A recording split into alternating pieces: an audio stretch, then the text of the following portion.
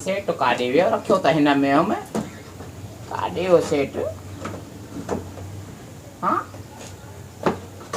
Set मुंहिंजो काढे वियो रखियो हिन में ई हुन दॿीअ में। ये खाली पई आहे खुदू न बरो ॾेई वियो। ॿार पैसे के चोरीअ जी आदत वॾी आहे अञा ताईं। काढे वियो बाणस। ओ वसाया वसाया छा है पाण पटे छो छा थी? छा थियो? ए सोन तुझो भाउ खड़ी है खाली पईया बाइन में सेट रखियो बिड़े कर थियो बासा। इतवा के खाली पयो हुंदो न पोका काडे पयो दो सजी पेटी गोली तमे मां बधाई दी मासी न छडी दी मासी। बाबा न कजो मां जो बात चोरी हाने न तो करे। बाकी के कयो जमल पेटी खोलिया तमल ताड़े बी जमल पेटी खोलिया कुत्ते वांगुर बी ताड़े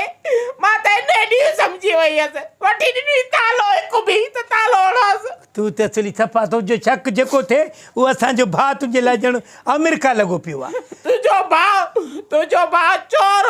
मगे चोरी न कदो। बाबा वो ओड़ी माल कंदो अगे कंदो पुरानी दौर में बकरी थी का कुकड़ी थी चोरी कंदो बाकी ते हाने छडे विया चोरी। छडे काते विया जमल पेटी खोलिया तमल जाचे वेई ताड़े वेई दिसे माते उन मले समझियो मने तारन मोजो मले ये मुछा पे पड़ काय बाजो ए केड़ी मले दीदो मुझे सोना के मुसटो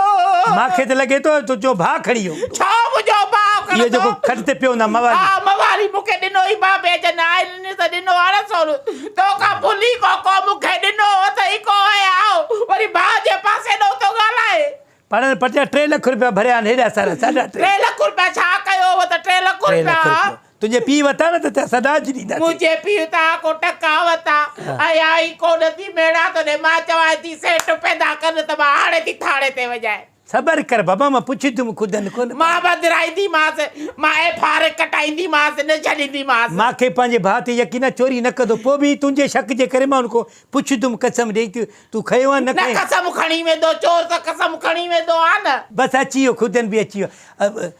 अब तू आने बुधा तू चोरी क्यों छा भला सोन जो यार कई थे चोर जो पुट मां सजाड़ा त मुजो सोन ने खयो बे आवजे अखिन मोई सायर भी गला त फजीलत समा गला तो नहीं कुछ छा गलाई दे तू गलाई न सकदो मां के पंजे भात यकीन है चोरी न कंदू मां के सोन पैदा करे दे हित जो हित न छडी दी मां अदा तू बुधा तू कई है चोरी मां के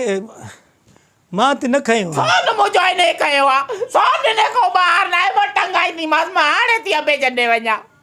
बस मां उनको पूछा तो पान वनी करे कुंड में तू अदाने तू एकड़ी गाल बुध जे करे तू खयो आ त बेली बुधा ती ची गाल ती अंदर अंदर थे खबर थी माई जी पूरे पाड़ी में बुधाइंदो मां नहीं खयो बाबा मां त न खयो आ कहीं जो भी।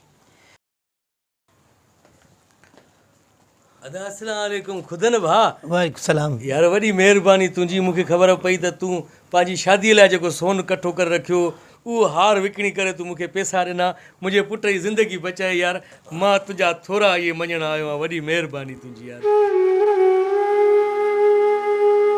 ते ठेन मुझो सोन चोरी थियो आ न कई दे चोरी बुजी बस कर तुझे दिमाग खराब है उन